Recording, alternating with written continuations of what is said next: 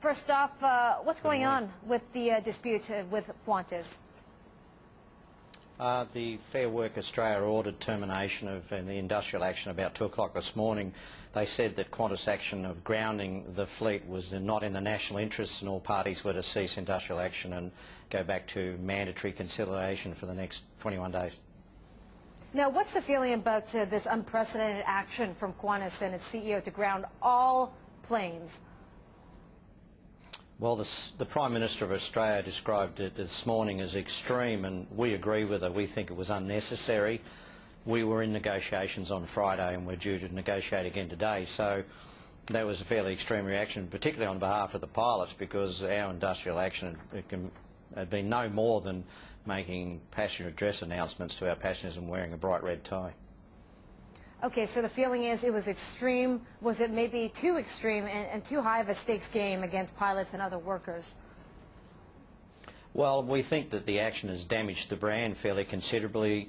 It certainly put a lot of passengers' travel at risk, and it basically held those passengers at ransom around the world while Alan Joyce blackmailed the government and Fair Work Australia and the nation into acquiescing into his demands. And now we'll be faced with clearing the backlog of passengers and some turmoil for a few days yet.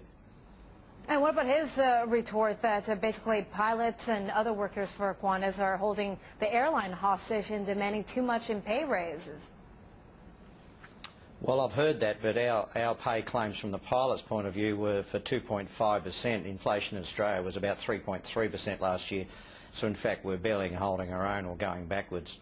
Our principal claim was for our pilots to participate in the future of the group. We think that the airline is going to shrink to be a shell of its former self and be replaced by Asian-based entities.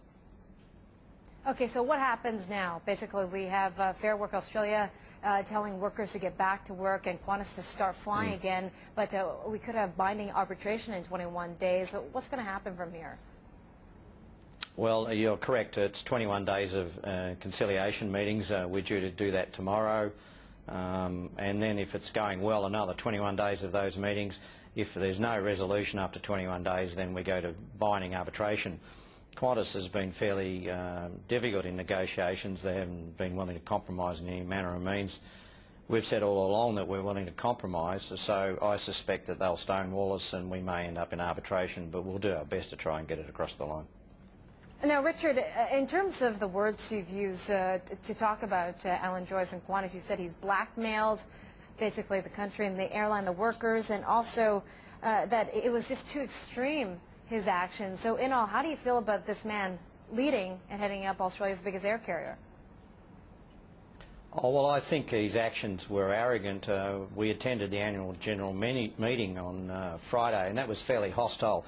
It wasn't just the unions. We've been very conservative in this whole exercise because pilots are conservative, but the mums and dads shareholders were quite hostile towards the actions of Qantas and the board, and we think it's a high-handed and arrogant move. And he left the government with no choice. He advised the Transport Minister at 2 o'clock on the afternoon he was shutting the airline down at 5 o'clock, so he gave the federal government 3 hours to react. They had little choice to do what they did. We ended up with the situation where the commissioners quite rightly ruled that they had to terminate the action because the on-flowing effect of this action on the economy was fairly significant. Figures today were $250 million a day. Richard, thank you so much for sharing your time on this Monday. I know it's a busy hour for you as you try to, again, get the pilots back into work. But we thank you so much for your time. Australian Pilots Association Vice President Richard Woodward joining us from Sydney this morning.